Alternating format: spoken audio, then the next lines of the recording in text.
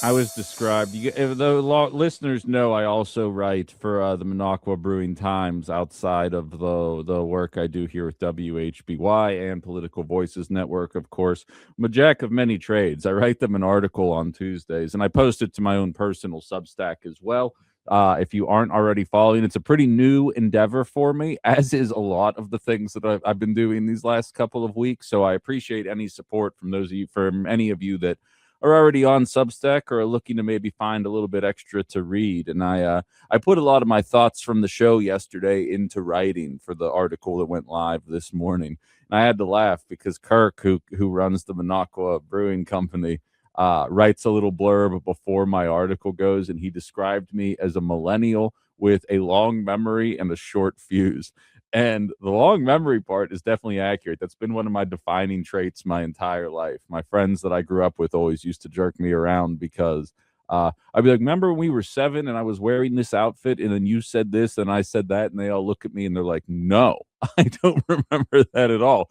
I'm like, yeah, I guess it is strange that I remember it with that kind of vivid detail. But short fuse, I've never been described as being a short-tempered guy, and I don't think that I am. But I will say, this industry, not media, I mean politics, this industry will drive you mad from time to time. And especially when it comes to conversations about war and um, and more importantly, pointless endeavors like the one that we're kind of watching unfold before our eyes right now. A lot of you guys have been in my personal messages, including former service members, people who have known me forever, people that only know me through the show, everywhere in between. So many people sharing their thoughts about how frustrated or how distraught or how nervous they are about what's happening. And I never pull my punches on this show. I think being informed, part of being informed is being scared. Like, not to be morose, not to be too over the top, but I think actually having a grasp of what's going on does tend to make one apprehensive. It's much easier to retreat into our minds, to retreat into our camps, and not necessarily take on the day in, day out of what's going on in the world of politics or realistically in life in general. The more you know, the more that can kind of weigh on you. And that's not lost on me for a second.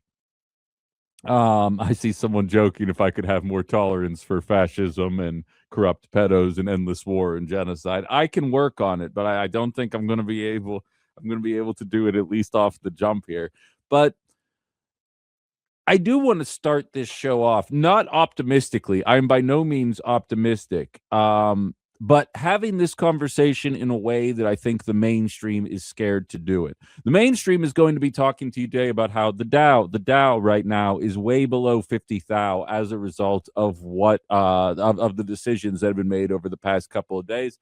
As of the recording of this live right now at 9:14 a.m., it's down 1,088 points. For all we know, it completely recovers by the time the bell rings at the end of the day today, because again, you'll never convince me that our stock market isn't just like 5 dogs in a trench coat pretending to be a person and that just invest all their money into the conversation here.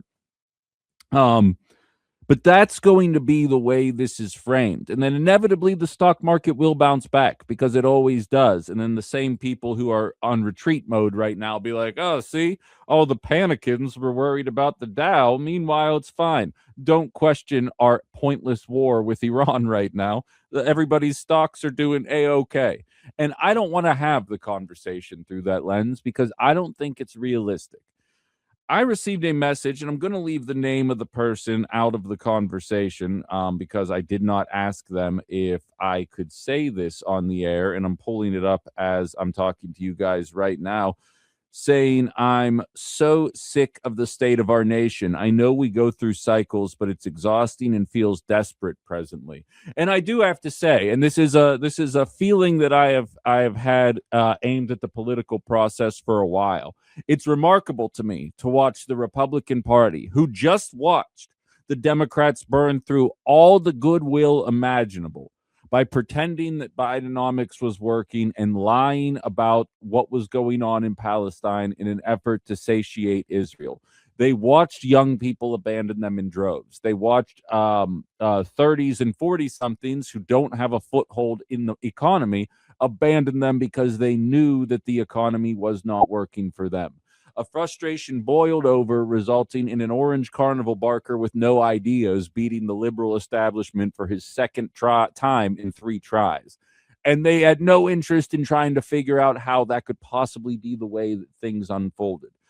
Only for 15 months into the Trump presidency, us to watch the MAGA movement. And I'm talking about the politicians, because the podcasters, a lot of the people that voted, not all, there's a lot of clueless people out there, and I'm not willing to pretend like it's otherwise, but you're watching a lot of people say, Trumponomics is not working. This is not the golden era of the American economy, and I'm watching you bend over backwards to placate a war for Israel that is completely unpopular, which should be a dead giveaway here. And I want to highlight this as somebody who, as you know, may have once or twice called the people who were members of ICE names, such as the Masked Virgins. I would never think to do that again today, seeing as I'm an evolved specimen, but there was a time when I was saying that. The polling data was trash on ICE, less than 30% of people in favor of what ICE was doing and the tactics that they were enacting. And the Republican establishment eventually backed off after 2 Americans were murdered, but they did back off. The polling data is worse for starting a war with Iran, especially for starting a war with Iran at the behest of Israel. And you're not seeing any talk about pulling back on that. At least not yet. It's still fairly early on, and things can change here. But the fact is, they are not selling this in a way that I think the establishment expected. I hate to break it to you, MAGA, but there is a cult-like element to what you guys are, and I think they can get away with tricking you guys, telling you guys what you want, and or telling you what they want, and hoping that you'll go along with it because the orange guy said it. And I see I have a call. I will bring you on in a second. Matt Walsh, who is no friend of mine. I think he is a very fascist individual, but instead of being stupid and fascist, he argues in bad faith and is fascist, but he's not stupid. And he is having a complete public meltdown on socials. And I want to read one of them, and rightfully so. By the way, his reactions are this way. And him saying this carries more weight. Him saying it to MAGA, I should say, carries more weight than me saying it. But tell me he doesn't sound exactly like how I talk to liberals. I'm going to read it now. I can't take the gaslighting, guys. I really can't. Conservatives are now running around saying Iran has been waging war on us for 47 years. Okay, then why didn't any of you call for an attack on Iran at any point up until now? Why didn't you make the case for Trump ending the war, not starting it, until precisely the moment when Trump did it? You and I both know you are latching on to a talking point you never used until 45 seconds ago. You and I both know that almost every conservative influencer in the business was opposed to war with Iran until just now, and now you're trying to use justifications that stretch back decades. It doesn't make any sense. If you changed your mind, fine, say so, explain why. You're allowed to change your mind. I've changed my mind on things, but don't try to rewrite history. Be honest about it. There's too much at stake to play these games. And this is a very common attitude from people that are actually trying to remain consistent. I saw Nick Fuentes saying something similar. And as somebody that had the guts to call out the funding for the war in Ukraine, as somebody that had the guts to call out the genocide in Palestine, as somebody that had the guts to call out a failing economy, again, as I stated last week, during an election year when it matters most, it's nice to see people, at least even people that I vehemently disagree with in most fronts, have the guts to stand up and say, you know, this ain't what we voted for, and we have a lot more that we would like to see get accomplished outside of whatever the hell this is. I have a lot more to say about this, but calls are piling up, so we'll jump into these. Any thoughts? 920-281-1150. Hello, you're on Outside the Box. Hey, Ben. Hey. Well, I am afraid, this is Cindy from Appleton, I'm afraid that this may be the start of our World War III. And I think we need to initiate a draft here in the United States, and Barron Trump's name should be the first one on the list. I'm not willing. I understand your point here, and I realize there's a little bit of tongue in cheek going on, but I definitely don't want to see any kind of draft get implemented. I want to see the alleged adults in the room take the reins from a madman who's doing something that barely even 25% of the American public wants to see.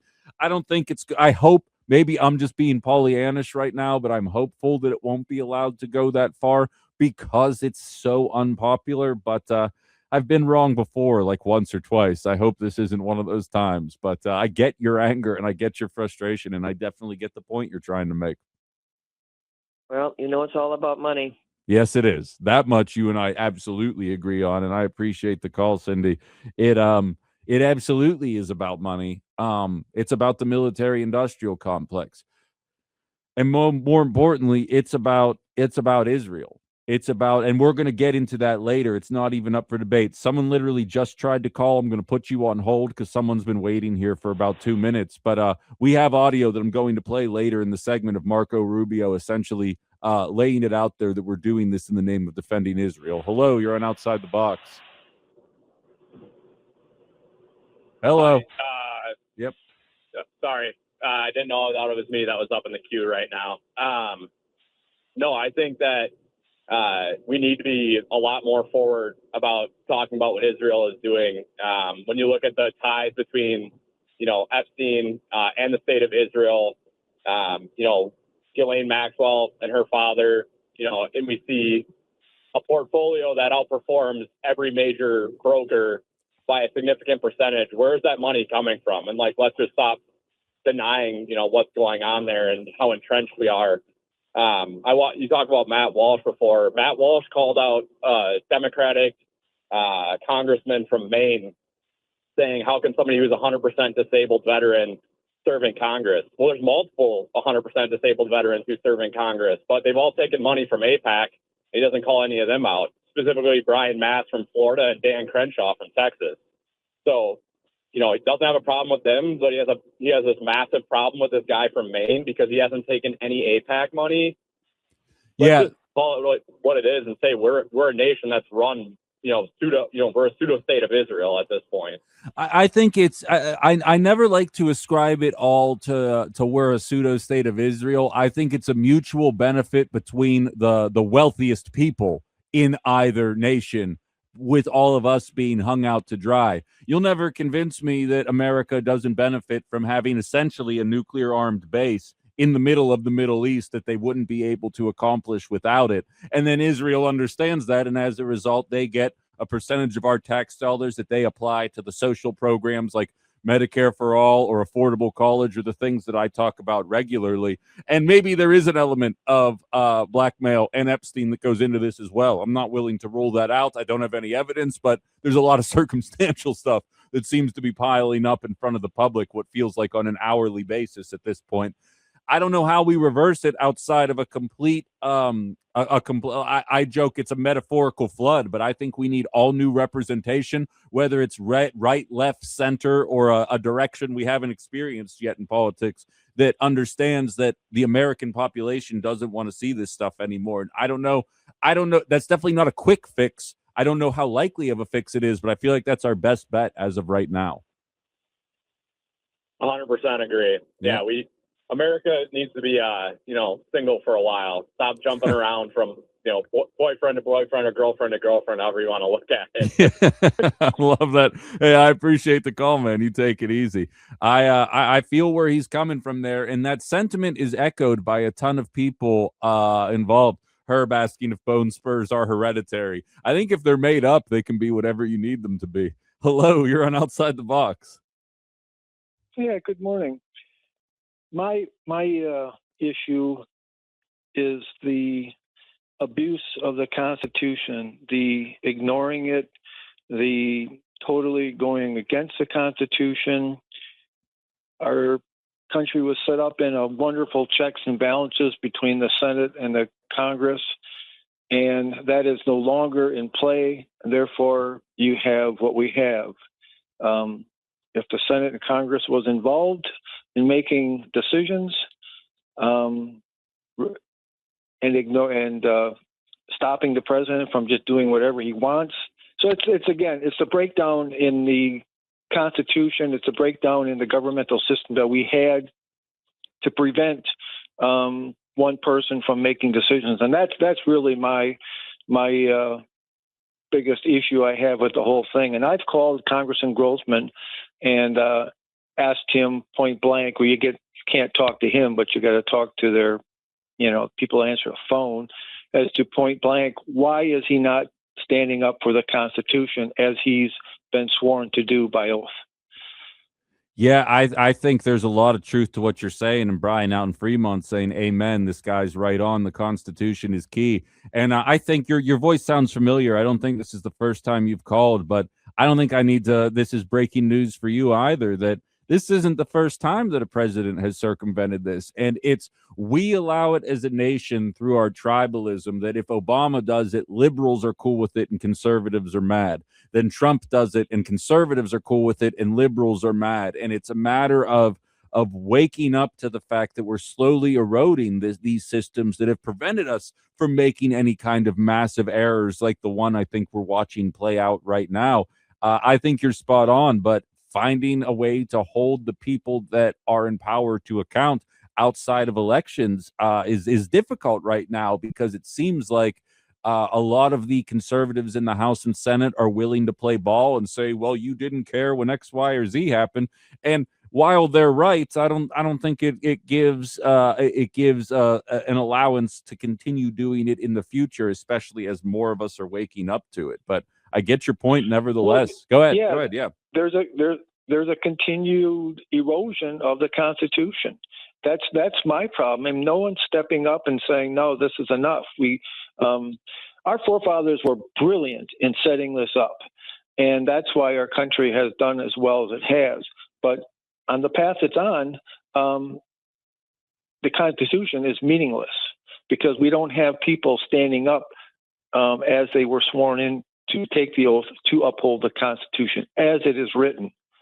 So that's my big sadness of this country and the people in charge, our leaders. Yeah, I don't think I can add anything extra to it. I think you're spot on. I appreciate the call, and we'll talk soon. Okay, thank you. Yeah, take it easy. I get where he's coming from, and again, it's at the very least, it's these kind of moments, and far be it for me, two of those callers are not nearly as frequent callers as who I'm used to talking to on this program.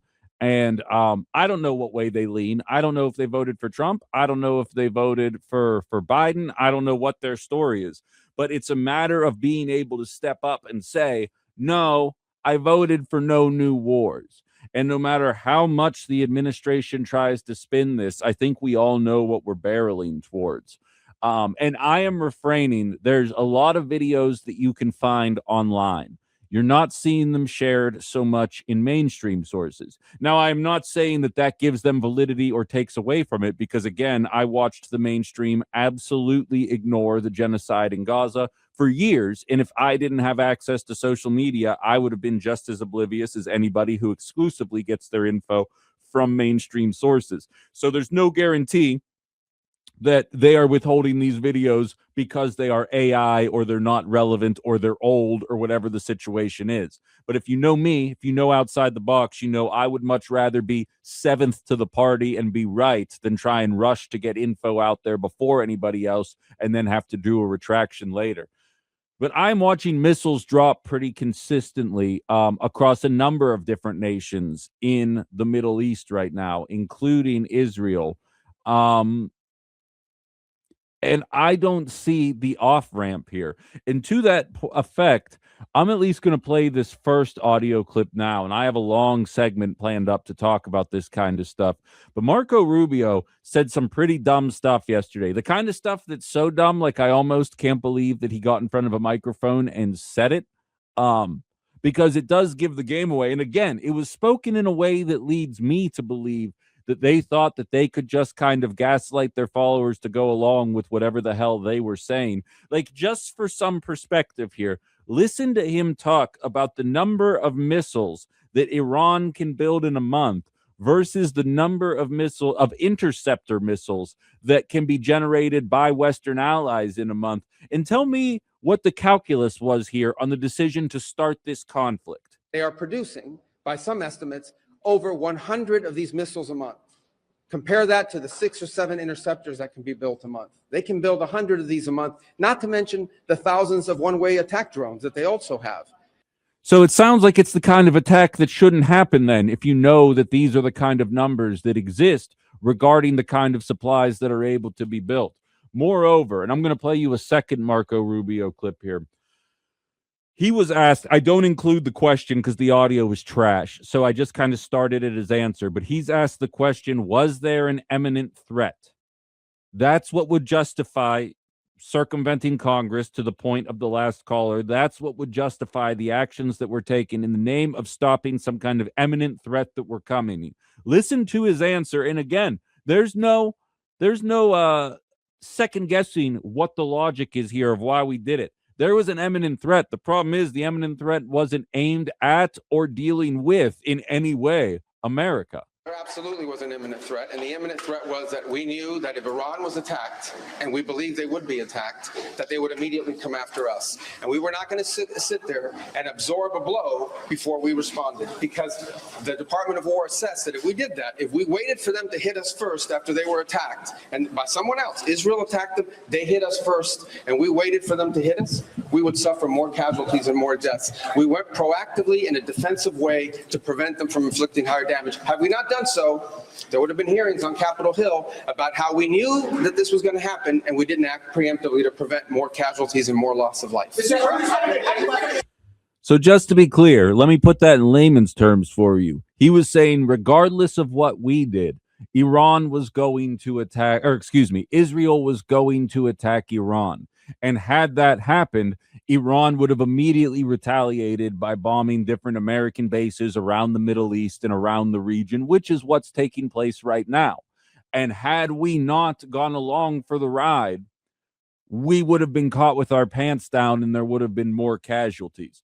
So rather than doing this in a partisan way, because I know some MAGAs get offended when I highlight the shortcomings of the orange dad president, let me instead go back to what I used to say when Biden was in office. There was a genocide taking place in Palestine, and I would get calls from liberals who were intent on making excuses for the Democratic Party and why this genocide had to be allowed to happen. And they would say, Ben, if America withdrew its support from Israel, the surrounding countries in the Middle East would dogpile Israel, and as a result, they would get wiped off the face of the earth.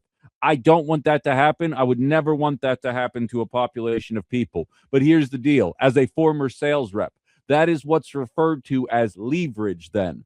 Israel, just as much as America, knows that without America's help, they would be in a pretty unfortunate situation. So if 60% plus of the population wants to see a certain violent act stop, you go and tell them you're going to need to stop this. Otherwise, you are on your own. And once you are on your own, how long do you think you will last? And you know what would have happened? The genocide in Gaza would have stopped, and we're probably dealing with President Harris right now. But we didn't have a Democratic Party with guts. Now we got the masked Virgin Army. Flash forward to today. If Marco Rubio is saying that an attack was imminent on Iran, meaning Israel was attacking whether we were going along for the ride or not, and as a result, American bases would have been in the crossfires, great.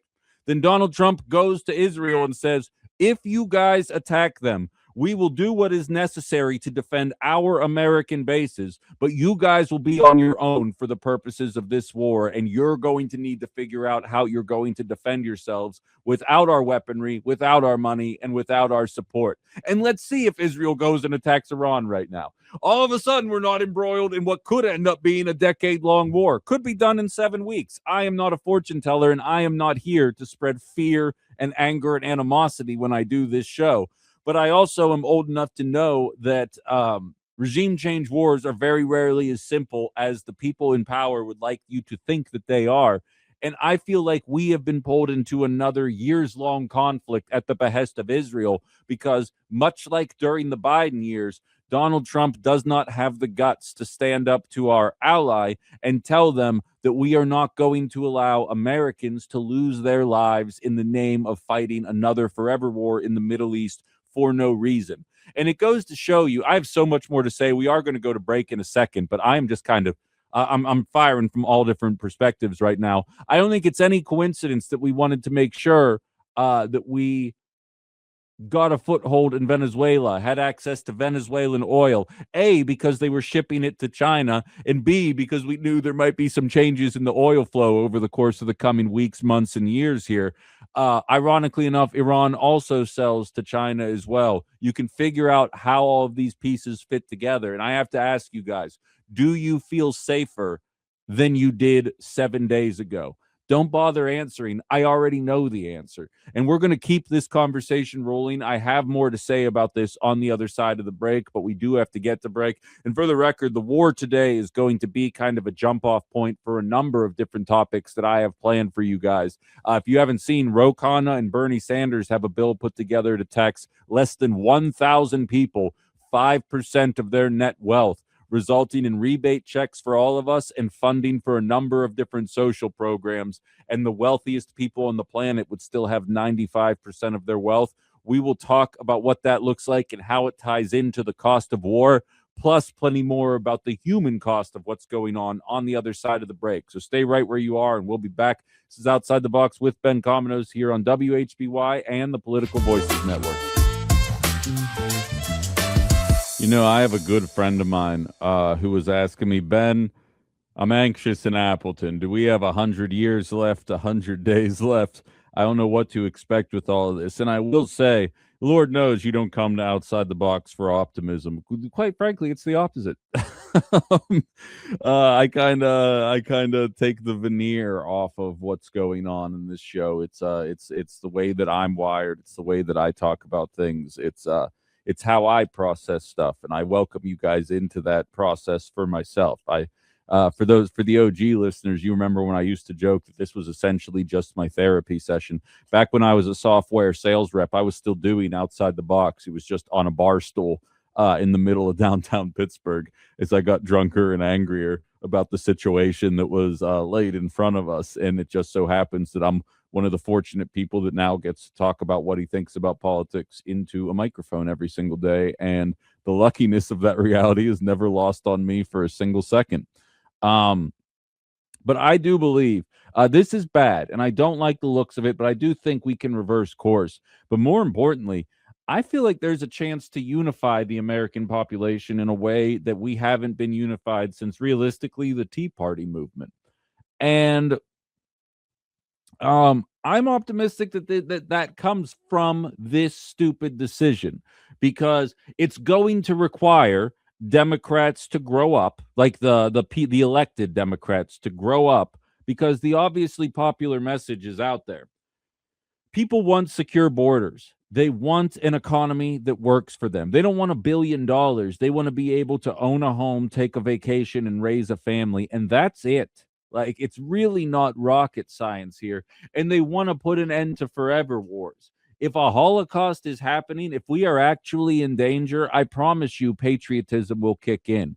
Nobody's buying that this war needed to happen. Democrats obviously aren't buying it, but even conservatives have moved on as well from what they're seeing happen. There's a couple, no offense, boomers, but a lot of guys in their 60s that trend more towards the Fox News era kind of Republican. There's a handful of that crowd that is like, yeah, we finally are taking Iran out. But for the rest of us that are just kind of burnt out on this, burnt out on the forever wars. Hell, a lot of my angst towards the conflict between Russia and Ukraine comes from the fact that I was making jokes after we pulled out of Afghanistan about whether or not we were going to make it 6 months without embroiling ourselves in another armed conflict. And the answer was no, we weren't going to wait 6 months. And that kind of informed my opinion there. It's like, Jesus, are we always going to find somewhere to dump our tax dollars that involves violence?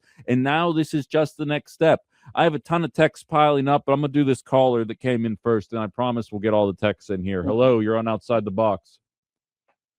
Hey, Ben, it's Betsy. Hey. And I am optimistic with you. I'm more of an optimist than you, so I was optimistic probably before you were, and it's darn tough to be optimistic when you see 150 innocent little schoolgirls get killed. Yeah. that's just any American who can just say that's the cost of war, without being just totally brought to your knees on that's another story. But my optimism stems from the fact that I'm seeing a lot of my far-right MAGA friends on social media, some of them finally disagreeing with Trump. And this is a first. Yeah. And they're getting tired of, so they're jumping on the Tucker Carlson and Marjorie Taylor Greene bandwagon a little bit. And then, of course, being thrown under the bus by their fellow MAGA-ites, whatever. Yeah. And so to see that is heartening because, like you just said, it could get the ball rolling for some cohesion and some unity for us to say, okay, this isn't just about, transgender bathrooms in school. This is about war and people getting killed and us sending soldiers there that may not come back. This is about us draining all of our resources into a war instead of using them to feed people here back home. It's finally something that we can unite behind. And those people who are saying, which is, I think, true, that Israel roped us into this war, right? Yeah. Are often being called anti-Semites by their fellow right-wingers. Like, how can you blame Israel? We need to defend Israel at any cost. So the fact that some far-right people are finally saying, ooh, wait, no, this is a step too far is heartening to me. Yeah, I couldn't agree with you more. Let me ask, and then I'll let you go because I want to see if I can make you more of a pessimist before you leave. Do you think that the Democratic Party has to offer a landing pad? I actually have an article available on Substack right now called "Your Move, Dems," because it's pretty clear what the American population wants. Meanwhile, you watch Democratic leadership.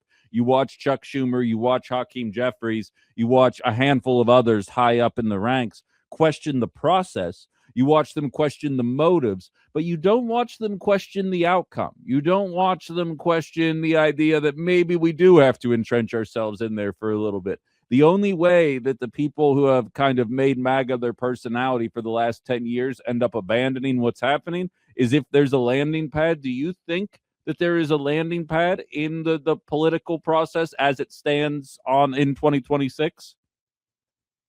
Ooh, yeah, that's a good question. I hope so. I'm not 100% confident on that, but I know it'll take a lot of Republicans to jump on again that kind of Tucker Carlson, Marjorie Taylor Greene, people who have, been brave enough to say something bad about Trump and risk being thrown under the bus. It'll take a movement of Republicans.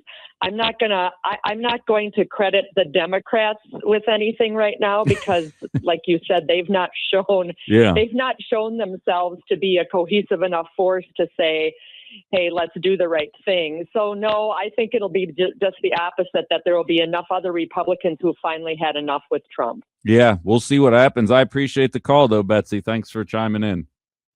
Yeah, have a good one. Yeah. And I think that's what's so frustrating to me is that, like, hell, I could probably run for Senate right now and just be like, there's going to be a moratorium on data centers until we have regulations to make sure they don't abuse human rights.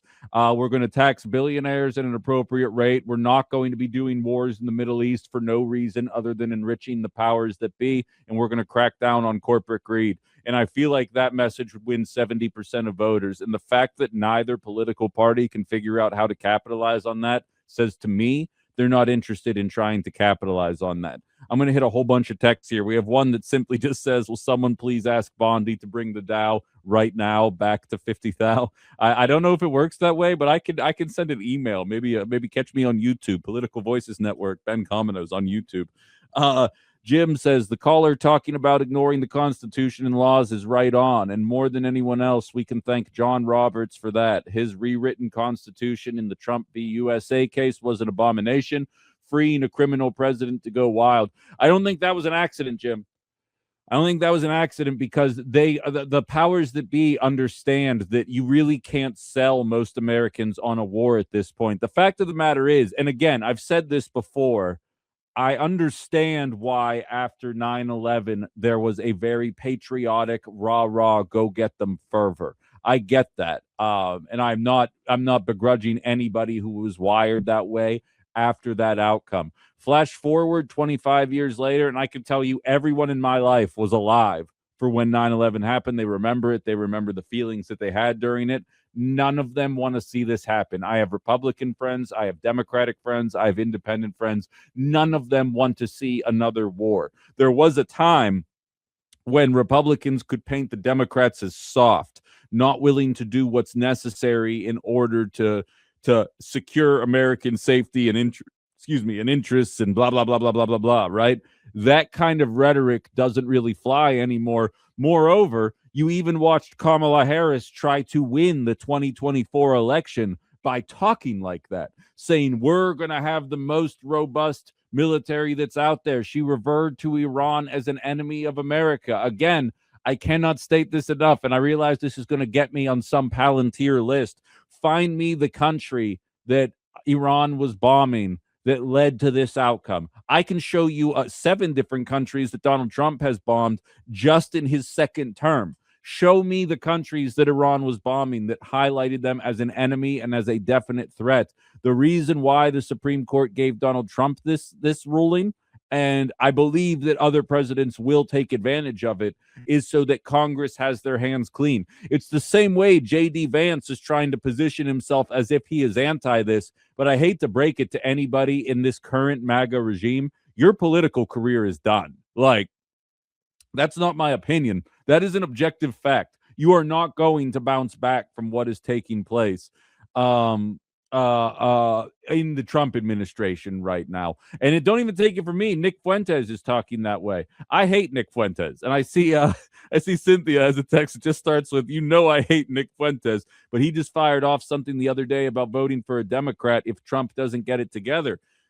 Like, Cynthia, I've said this before on the show. The difference between me and Nick Fuentes is I'm not a white supremacist and I'm not a virgin. And that's the only thing that separates me and Nick. And he takes heat from a Republican right that says he's a secret Democrat, the same way people accuse me of being secretly MAGA for not playing along with the Democratic line.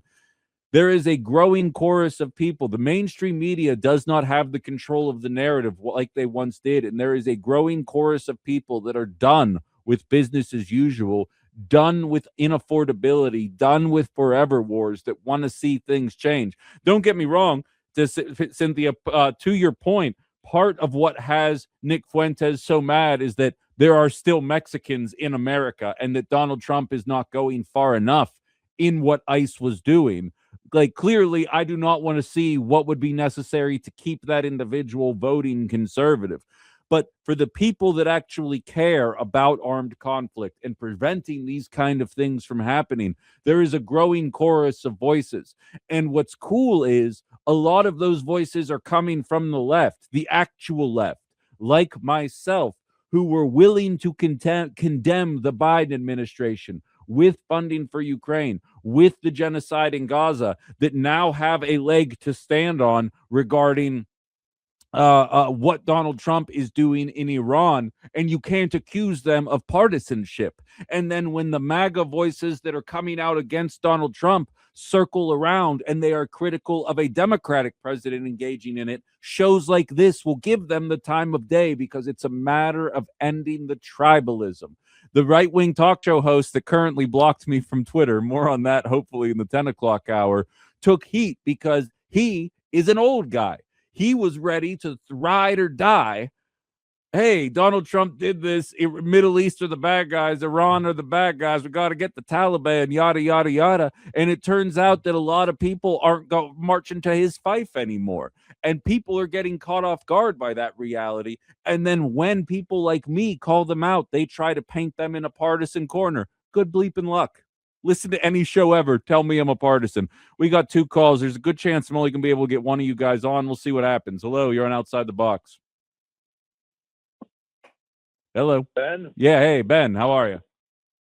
All right. I didn't know if it was there or not. Yeah, it's the best I can do. What's on your mind? I'm the best you can do. All right. I meant the call screen process. Go on. So, pessimism, right? So a lot of people on the right, or center right, where I tend to fall libertarian, but I lean right, and the lies with Operation Iraqi Freedom, which were known 20 years ago, over 20 years ago when I was over there, and we don't have trust in this. So that when we see no new wars or we hear all these things that peacetime president, and then it's bomb here, bomb there, and tensions keep escalating to where things could break out into a full-scale war. We don't trust the government because they're lying to us, and they've lied to us before. Right. So now the flip side of that coin is, and I've said it before, I voted Democrat twice. The Democrats have lied to us several times as well. Yes. So it's, I think a lot of people, and I only speaking for myself, I don't know the inside and outside of everybody's mind and how they think and where their heart is and all the things. But I will say that if you were MAGA, or if you're a hardline Trump guy, Trump can do no wrong, or a Republican that was very fed with the left, with the Harris campaign and with the Biden presidency and all that, I don't think that what Trump is doing is going to get them to vote left, vote Democrat. But I don't know if they're going to want to vote Republican either, which this show has been, predominantly, before all the, stuff went crazy haywire, has been about a third party. And you said, you could get elected if you ran on, X, Y, and Z, you could get elected. And there are people that run on those ideas and they do get elected, but then they get hamstringed up in the legislature, or they get shot down by the governor, or Congress steps in, or something gets vetoed, or a judge steps in, or exactly. Or a judge, correct. Yeah. So I'm going to throw all that pessimism, multiply it by 1,000, because I just think our system is so freaking broken that there really is nowhere to go. Yeah.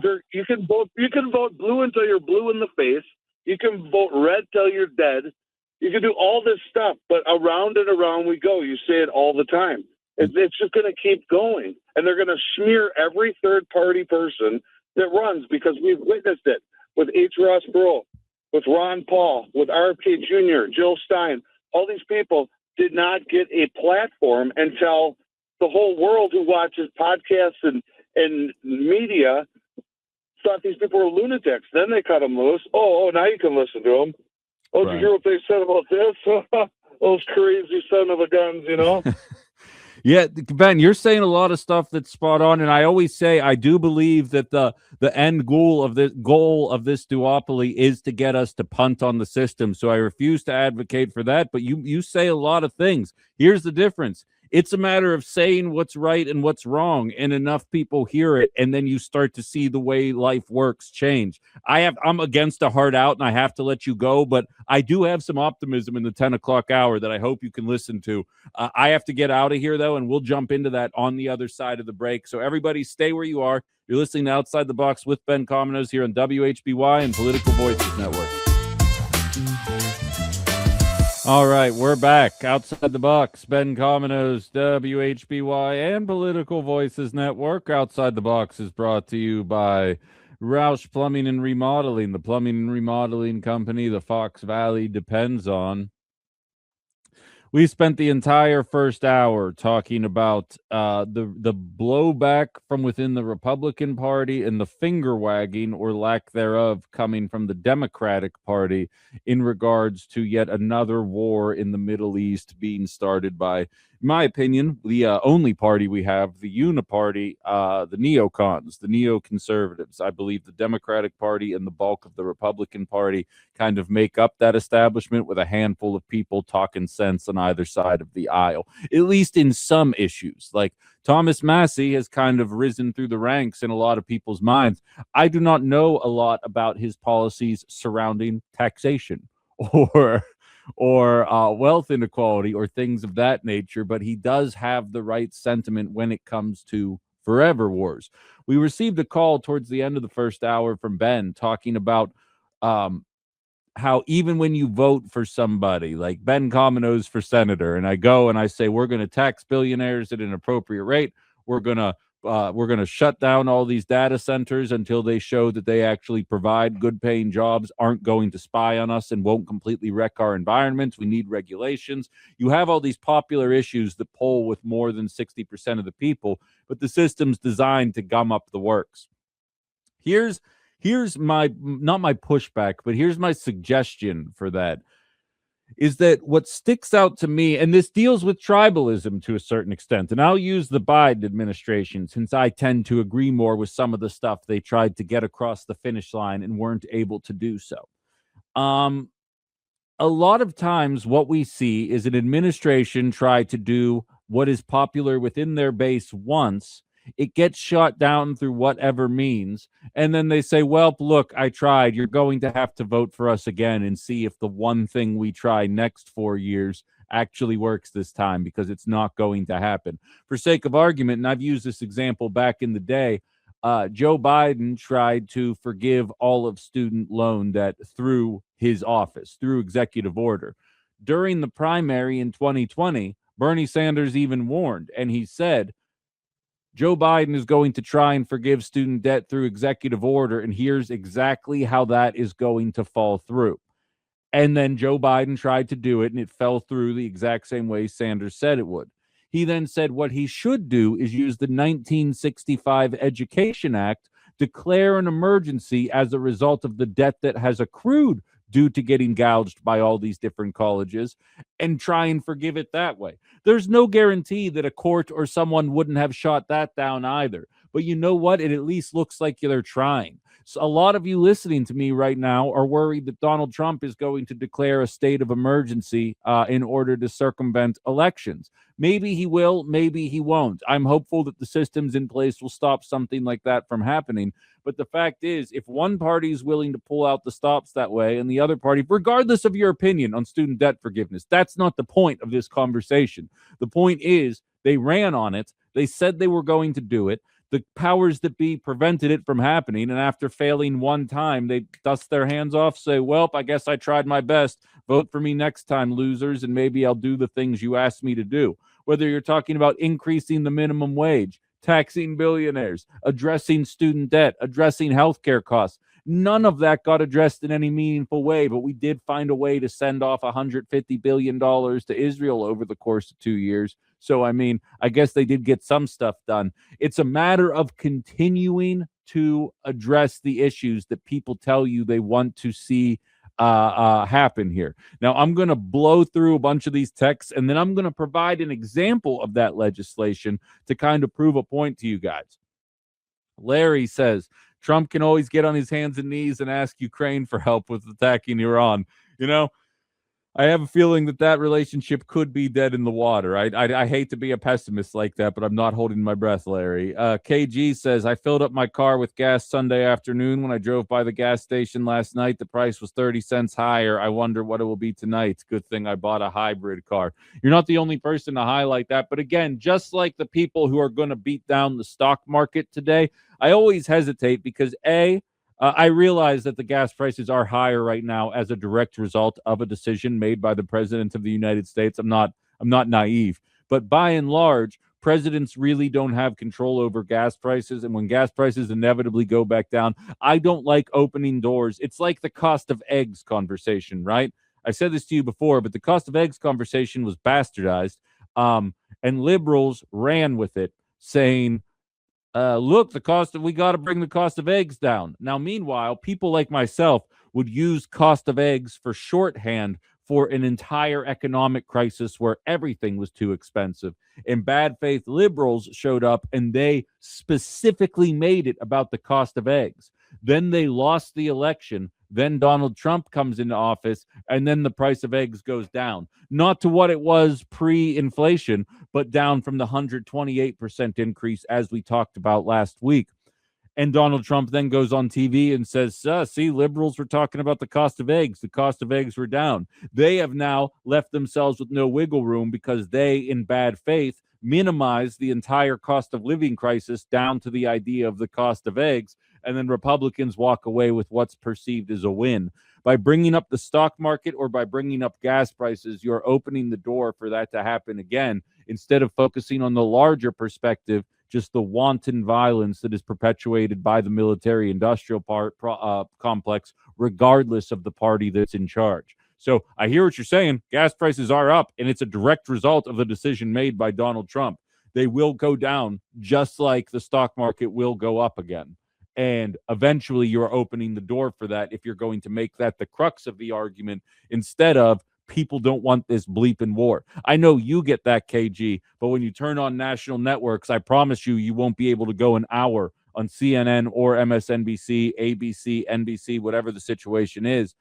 You won't be able to go an hour without the stock market, the Dow, being in really big font, letting people know exactly how far it's fallen today. And when it bounces back up, all the Republicans are going to run around calling people panicans again.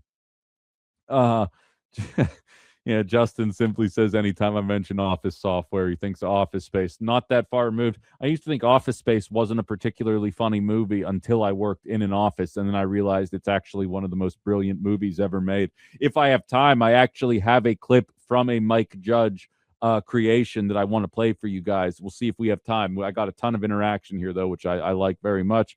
Rick says, hey, Ben, did Marjorie Taylor Greene finally see the light, or was she mad because she got left behind and not get a senior appointment from Trump? I think it's the former, Rick. I'm going to be honest with you. I think people might scoff at me saying this, but I do mean this.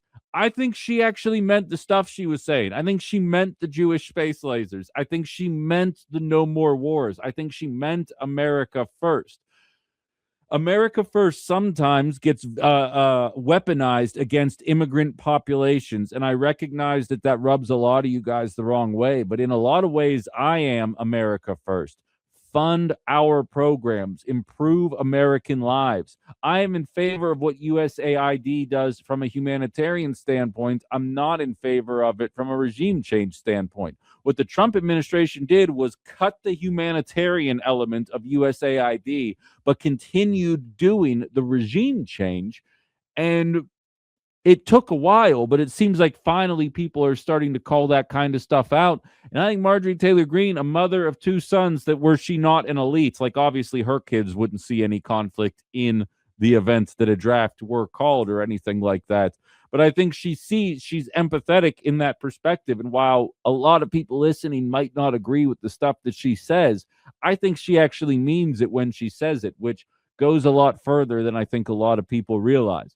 I can find you clips of Democrats saying that Joe Biden is sharper than ever, and now those same Democrats say we lost because the people in charge weren't willing to tell Joe Biden to step down. Yes, you hack, you are the reason why we're in this position right now. Similar idea with what we're dealing with Marjorie and Trump and so many others. Mary says, you know what bothers me is how many people don't care and say it isn't affecting me.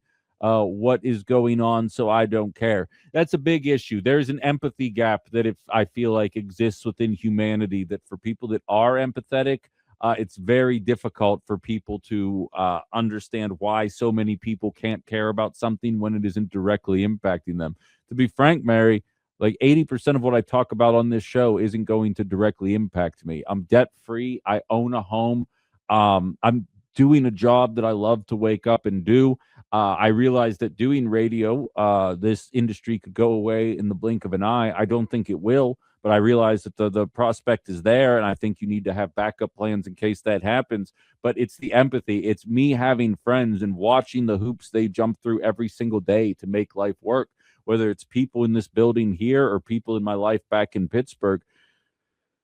if you don't have that empathy, I think it'd be very difficult to enjoy this show. I'm going to be perfectly frank with you. Hal or Brian says, the one great outcome of attacking Iran. In all other actions, this administration has deferred, deflected, or ignored what our president or this administration is or has done.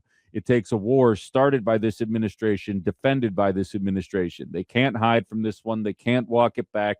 They own it, and it hangs around their neck. And hangs their neck. Okay, it kind of gets a little hard to read at the end there, but I do get the point that you're trying to make there. And I think it's worth highlighting there that they can't put this on Biden. And I've even watched them try. Hell, Brian, I've watched Wisconsin representatives who are running for office try and pivot and make the conversation about, the transes are in locker rooms now. And they're not even buying that anymore. It's like, no, the conversation is about never-ending war. And I would like the conversation to stay circulating around never-ending war. Why is this allowed to happen?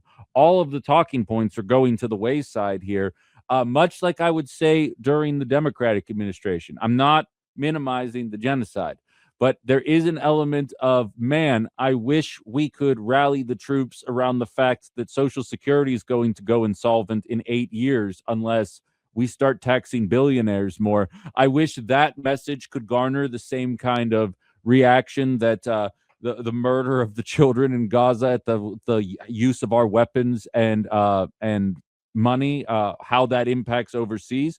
I wish that people could wake up to it, but that's not how people are wired. And I think this is the MAGA Gaza moment, and I don't see them backpedaling anytime soon. And to be doing it in a midterm year, I have a feeling, is going to have an impact. You'll hear the discourse about the transes or whatever the situation may be. You're not going to, let's see if either party has the guts to play a spot during the Wisconsin Supreme Court race, which is happening in a month. Let's see who has the guts to say one of the parties is going to go easy on pedophiles, while both parties do what they can to kind of tiptoe around what's going on. The Republicans are blocking it right now, but you can't get past the fact that Democrats had them for 4 years and did nothing with it. You cannot dispel that reality. Let's see who has the guts to run those ads, because I think they're going to fall on deaf ears, regardless of the party that runs them.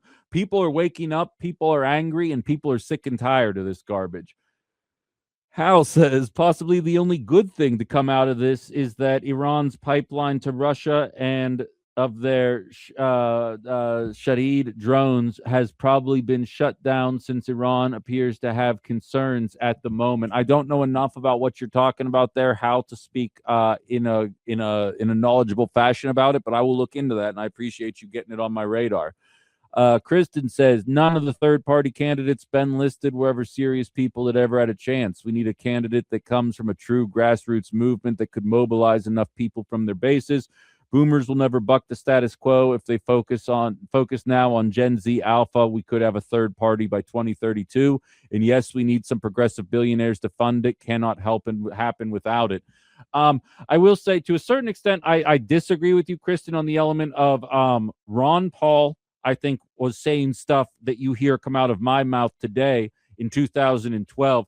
Jon Stewart has a very famous 10-minute clip from when he was running in the Republican primary, when he was polling in third place and Fox News refused to say his name, or played a clip of Ron Paul getting a standing O during a Republican debate, talking about getting out of forever wars and not allowing Israel to dictate our policy. And he was smeared as an anti-Semite. And Brett Baer went even as far as, while the massive applause happened, he almost like rolls his eyes like, oh, there goes crazy Ron again, talking about the unsustainability of the wars that we've been funding for a decade. And while technically not third party, as he was running within the Republican Party, I'd argue he is as much a Republican as Bernie Sanders is a Democrat. And there's a reason why these guys are popular, and there's a reason why the duopoly works so hard to paint them as not knowing which way is up in the media. And so I do think Ben has some valid points there. And to your point about progressive billionaires, look, I don't like billionaires, but I also will say one of the wealthiest people in America during FDR's presidency was FDR. There are people with a lot of money that do good things for the working class. There's not a lot of them, and I think in recent history they have been encouraged to push back against sustaining humanity, but it doesn't mean that they don't exist. If you have suggestions, I'm willing to look into them, but I think they're few and far between. Jerry says Massey is a critic of the Trump administration on a variety of issues. Oh, for sure. I've seen him pop up a couple of times on foreign affairs, on the Epstein files and a number of other things, but I mean more of the grassroots, the nitty-gritty stuff, the kind of stuff that I would talk about on this show before the Masked Virgin Army, before the Epstein files, when I was doing conversations about Medicare Advantage fraud and pharmaceutical benefits managers and a number of other issues that aren't necessary, and antitrust laws. They aren't flashy. In fact, my least downloaded show since joining forces with Political Voices Network is when I had Max Miller on, who I thought was brilliant and made a lot of good points, because people don't want to hear about antitrust. Meanwhile, that's such a large percentage of what's holding us back. I recognize that Thomas Massey agrees with a lot of the humanity elements of or pushes back against what Trump is doing from a humanitarian element there. But I'm interested in the economic. Is he looking to cut taxes? Is he looking to facilitate this? What does that look like? Because I know the libertarian stance on healthcare isn't a particularly favorable one for the average American. Anna says, yes, ranked choice voting, please. She also said, I'm definitely on a list already, which is funny. Also said USAID keeps us safe too through healthy global relationships to a certain extent, for sure. And what sucks is, you know, who's filled that gap pretty effectively is China. Building infrastructure, doing the things that America used to do during the Cold War. That it seems like we've forgotten a lot of those lessons here. And lastly, Larry out in North Carolina says, ask those people how their children are doing. I'm sorry, I got to this way too late, Larry. I'm gonna need you to emphasize. If you guys post something specifically about what I said without context, there's a good chance I might not actually understand the point that you're trying to make sometimes. So I apologize, but I just didn't get there fast enough. So with that though, I want to keep the conversation in what's going on in the Middle East, but I want to talk about it from an economic standpoint. As of noon yesterday, we spent just under $2 billion bombing Iran. Clearly, we never, regardless of the party that's in power, we do not ask questions about how we're going to fund the military-industrial complex. We only have questions about affordability if it might accidentally help literally anyone with less than 10 figures in their bank account. A piece of legislation, to tie into Ben's point that he made at the end of the 9 o'clock hour, a piece of legislation has been proposed by two people, one House member, one Senate member, both coming from the Democratic. Well, I guess technically one's got that I next to his name, but he caucuses with the Democrats. And one Democrat in the House proposing a new tax that will impact not a single person listening to me right now. And it goes to show you, if the people in Congress do not want to vote to fund social programs based on the existing tax revenues, why not start to search for other tax revenues that will not impact 99.9% of the people in this country? If you haven't seen the legislation that I am talking about and how it ties to what's going on in the Middle East right now, stay right where you are. This isn't getting national coverage yet. I'm going to do my damnedest to make sure it does. We're going to get into that on the other side of the break. This is Outside the Box with Ben Cominos here on WHBY and Political Voices Network. All right, we're back. We're flying through this a mile a minute here. I'm doing my best. Larry doubled down, said many of our friends say I'm doing pretty good, like our friend the homeowner insurance salesman. I asked how their children are doing, usually not as well. And that's a fair point. And that's a perfect jumping off point, Larry. Thank you very much for your 2 cents there. That is what it comes down to. And during the Biden years, I would oftentimes highlight, not to say that life is easy for people over this demographic, but if you are under the age of 45, you tend to have a very different opinion of the way that the economy is working for you relative to somebody that is over the age of 45. Obviously, exceptions exist within both classes of people, but per capita, I feel like that's a pretty fair assessment. So to put some perspective on this, as of noon yesterday, 1,872,799,157, just under $1.9 billion spent on bombing Iran in 2 days. In 2 days. I'll allow you guys to do the math, multiplying that by 183 days, and you let me know what the year-long cost, assuming we kept up at that pace, would be. Never mind, I'm going to do it for you. It's $346 billion over the course of a year. But you could end homelessness. This is not a yearly payment, by the way. You could one-off. You could end homelessness for $20 billion. I have proposed a $77 billion proposal. Either one of them is acceptable. You could pass universal child care between $60 and $100 billion a year. You could have paid family leave for $50 billion a year.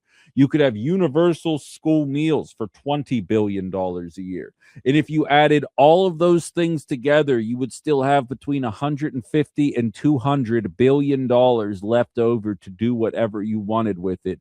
But instead, we decided to use it to blow up Iran because Israel asked us to. And there really wasn't even a question about affordability. The fiscal hawks that are conservatives, it's not like it's a poor person getting access to food. You're blowing up a poor person in the Middle East, so it's different. One of those is obviously on a much higher pedestal than the other. And I think that's worth highlighting just how disingenuous the fiscal hawk attitude is in this country. We watched it happen with $100 billion to Ukraine. We are watching it happen right now. Stand up and speak up about this. And Republicans, this is going to fall on you guys, because I would highlight this during the Biden years. I do not want my money going to Ukraine, but if you're telling my options are the money is going to help fund the people of Ukraine fighting to keep access to their land, or it's going to go to Elon Musk and Bill Gates, well, yeah, then give the money to Ukraine and help them do what they need to do. But I'd prefer the third option: SNAP benefits, Medicaid, Medicare for all, school lunches, fill in the blanks here. That seems like the obvious answer that a lot of people are ignoring. Now, this is going to be a test of wills here. I told a story about it on Friday of last week, the End Corporate Greed Now Act. It was the first segment I ever did in radio, and it highlighted corporate profits in a post-COVID world compared to corporate profits in a pre-COVID world, and it highlighted just how much corporations were taking advantage of us. So I ran with that bill, and I highlighted it was proposed by Bernie Sanders when the Democrats had control of the House, the Senate, and the presidency, and as a result of them having control of all three, it couldn't even get brought up for a vote, because it turns out that corporate greed in 2022 was a conspiracy theory. Now that they're trying to win a midterm election, it turns out that it's actually funded in reality. Now, anyone with eyes knew that it was funded in reality, but Bidenomics was working, according to a bunch of clueless people. So insert Bernie Sanders again with the help of Ro Khanna, who I'd like to highlight that Ro Khanna is low-key positioning himself as one of the Democratic favorites that isn't getting talked about in the mainstream enough. I realize he's brown, so he's got a lot of hurdles that he's going to have to overcome. But he's on the right side of the Epstein files, he's on the right side of the military-industrial complex, and he's on the right side of corporate greed. And more importantly, he's on the right side of the media because he's come on this show before. Not to say that coming on this show gets you favorable treatment, but as I've told you guys before, if you're a more national figure, I tried to get RFK Jr. on this show when he was running for president, and my email to him was immediately met with a form letter telling him what my ratings were, what my average size audience was, what social medias I'm on, and what my follower counts were, which if you know me in socials, I really don't have much of a standing right now. Follow me at Ben Cominos. Whereas Ro Khanna I reached out to, and he was like, yeah, what time works for you? And so it goes to show you that there's different attitudes depending on the people that you ask about these kind of things. So what Sanders and Khanna have proposed right now it could be voted on. And here's where it kind of ties into the call that I received from Ben at the end of the 9 o'clock hour, because I don't think this is going to pass in the first swoop. It is contingent on voters and the media, mostly independent media, to beat their chests about this specific piece of legislation until something better is proposed. What is being suggested right now is a 5% wealth tax on billionaires. Over the course of a decade, that would raise $4.4 trillion. Here's how they are proposing using that 4.4 trillion. Because as I've stated, if you're going to tax billionaires more and just use that to fund 5 more wars across different continents, well, then don't bother taxing the billionaires. Here's how it is actually laid out in the bill, how it would be used. It would fund $3,000 stimulus checks for every man, woman, and child in a household making less than $150,000 a year. Making more than 150, sorry, you're left out, but I feel like you're going to do fine. Again, you are not getting taxed more. This is a tax on 978 billionaires. Okay? Anyone listening to me, if you made $1.6 million doing whatever you do for a career, bully for you. I'm very proud of all your success. Seems like you're crushing it. Not on the chopping block for who this bill would tax. This is for less than 1,000 Americans being taxed just 5% of their wealth. $60K base salary for a teacher. Expanding Medicare to cover hearing and dental. We received a call from an older listener on Medicare right now saying that it really doesn't go as far as you think, doesn't cover hearing and dental. This covers that. Ends the homelessness epidemic that goes up whether a Democrat or Republican is in office, and provides universal child care, which from the numbers I've seen, depending on the city that you're in, child care for 2 children can stretch anywhere from $1,500 to $4,500 a month, depending on your community. I never got a chance to do the segment, and it looks like it's going to end up on the cutting room floor, given what's going on in the world of international politics. But studies are showing right now that you need to make $400,000 a year in order to raise 2 children that need to go into childcare right now. You know, when I was a kid, parents were told that they needed $1 million for 18 years in order to raise a child. Doesn't even count college expenses, which is kind of mind-blowing. But from birth to 18, it says you better be able to make $1 million extra to raise that child on top of whatever it costs to support yourself as well. We are now telling people that $1 million to raise. Now, let's even say 2 children just to make it apples to apples. It would cost you $2 million back when my millennial ass was being raised.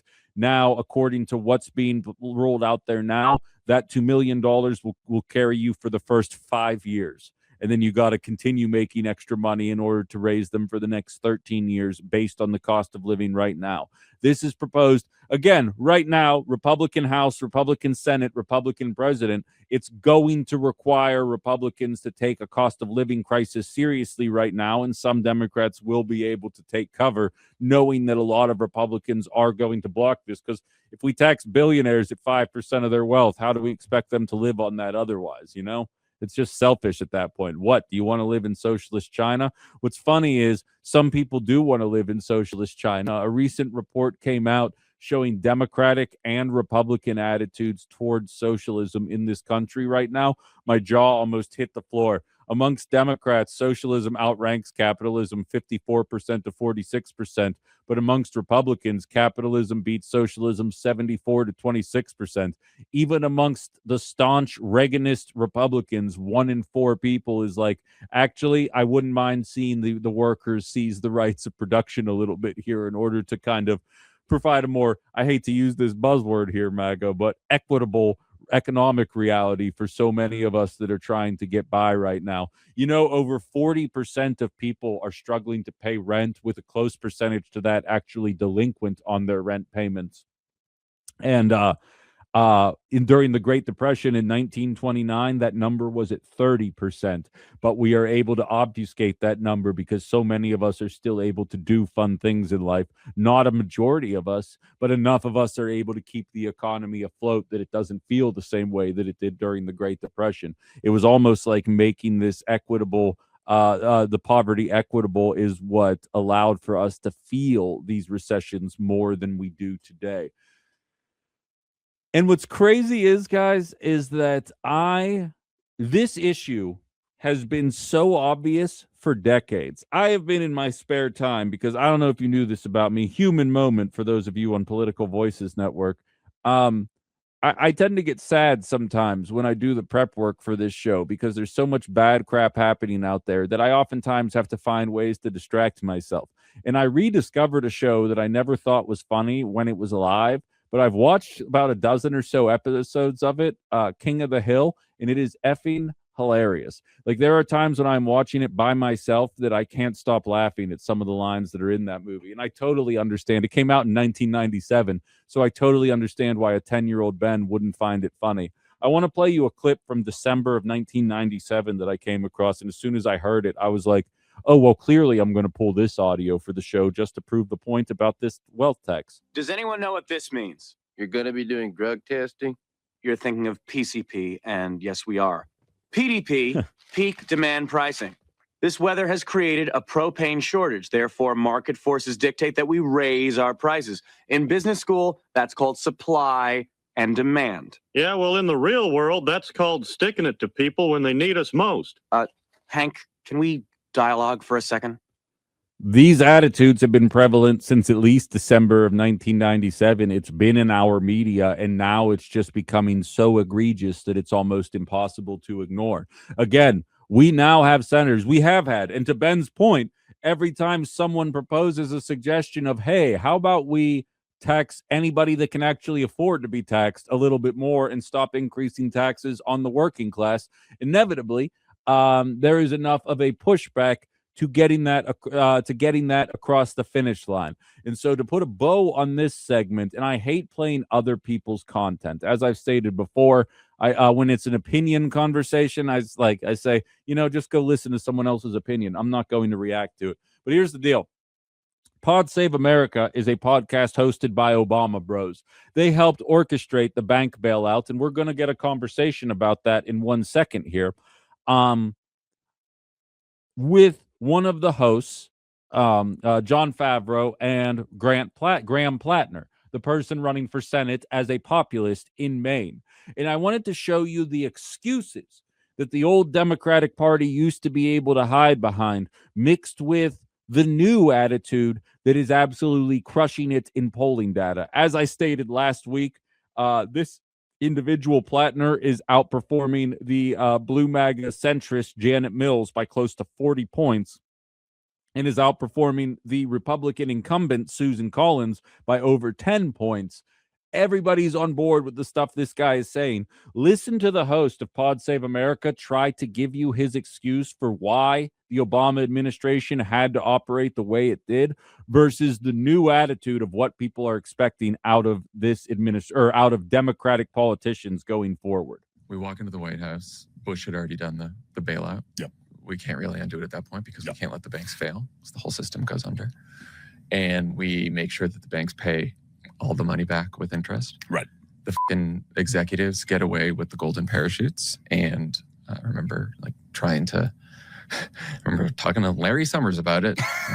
And he's like, it's contract law. We can't claw back the bonuses. Like, that's illegal. We're going to get fought. I'm like, okay, we can talk about contract law, but there's like people with pitchforks outside the White House. Right. So like, same thing with like, why didn't anyone go to jail? Well, the laws aren't there. The DOJ won't prosecute because the laws aren't there. And obviously we can't direct the DOJ to do anything anyway. Obama gives an interview where he calls these people fat cats. He gets in trouble for calling them fat cats, right? Let alone all the policies. I think looking back, there's plenty of criticism over our housing policy, though even then at the time, I remember them being like, well, we'd love to bail out people who like lost their homes in this, but what about, we don't want to bail out the people who bought second and third homes that they knew they couldn't afford, because then we're rewarding people who acted irresponsibly. So there was all this. We passed the Recovery Act, we passed the Affordable Care Act, we spend a whole bunch of money that then we lose the midterms over, spending that much money. And I only bring this up not to defend any of it, because I often look back on it and think, like, we're going to have another crisis and another crisis, and you get Republicans who are like, we'll let the whole thing fail and we don't care, and then we'll just blame the immigrants. That's right. And then you get the Democrats being like, okay, we're going to try our best to solve the problem, and then it's not going to be good enough, and then everyone's going to hate us and say that we are tied to corporate interests. Yeah. So like it's a hard. Totally, but I also think that's why, just entirely up front. I mean, I think that's why we need to kind of change the political will of the Democratic Party to go a little bit further, to actually go after. I mean, people should have gone to prison. Yeah. I mean, Iceland put people in prison, and I understand that. Yeah, I mean, but Trump administration's happy to abuse the Justice Department, and send them after folks. They send them after like Comey because he hurt Trump's feelings. I honestly don't think the American people would be angry if the Justice Department went after folks that like destroyed their retirement savings or kicked their neighbors out of their homes. Yeah, Graham, I'd have to agree with that sentiment there. And that's the kind of attitude that is bubbling under the surface. I want to put a bow on that conversation. We do have to squeeze one more break in here, but I'm going to provide my thoughts on what we just heard out of those two individuals on the other side of this break. So everyone stay right where you are, and we'll wrap this show up. Outside the Box with Ben Cominos here on WHBY and Political Voices Network.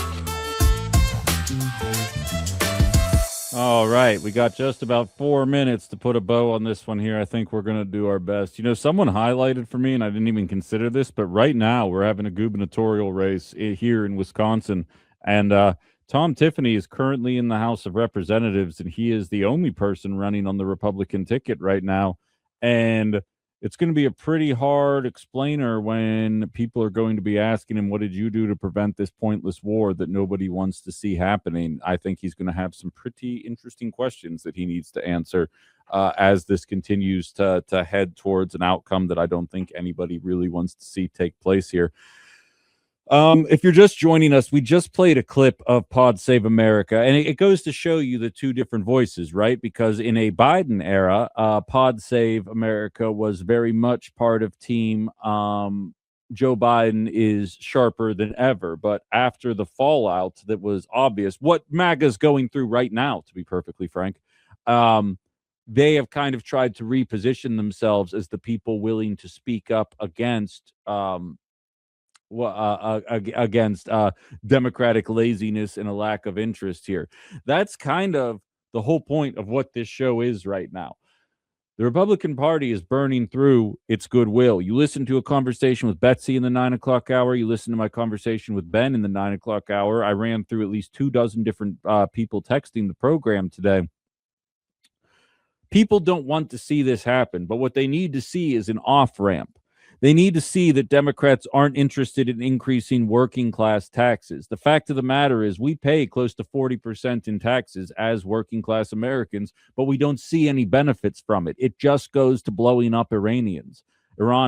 And until they see those benefits, until they see that it isn't a party looking to tax you more just to go perpetuate more violence in countries that we won't even see and aren't threatened by in any kind of meaningful way, there's not going to be any kind of clamoring to go and join that Democratic Party. As I stated, I have a Substack article up right now called Your Move, Dems, because Republicans have made it clear. I've been playing clips all show of Marco Rubio saying, there was an attack imminent on Iran coming from Israel, and if we didn't take part in it, we might have been attacked, so we had to take part in it. Otherwise known as there was no imminent attack on America to justify what took place. He was talking about our capacity to make weapons versus Iran's capacity to make weapons and how we find ourselves at a bit of a standstill. And to be frank, it has me questioning what our $1 trillion defense budget is actually going to if it's not readiness for what's been taking place. There needs to be a viable option, and I didn't even get time to do it just because we've been inundated with calls and texts, but Jeffries and Schumer are nowhere to be found on this matter, and they need to be vocal about what they actually think on the matter, not whether or not Donald Trump is following the rules they want to see, but whether or not they are in favor of what's taking place in general. And it stands to reason why you don't bring that up in public is because you know that what you think isn't the popular opinion. And so until then, there is no landing point for any actual anti-war voters. And I hate to break it to the Uniparty, but there's a lot more of us than there are of you. So it's time to provide us with that outlet. Download the WHBY app. All you got to do is search WHBY in Google Play or in the App Store. If you didn't catch this whole show, it was like one long point. So go ahead and start at the beginning, catch the whole thing. It'll also be available at 1 p.m. on Political Voices Network. I can use all the support that I get over there. So please do check out that video if you have some time to do so. And we'll be back tomorrow to do it again. Not sure if Haley's in the building or if it's Nancy again, but one of them will be up next. So stay tuned. This is Outside the Box, WHBY and Political Voices. Thank you.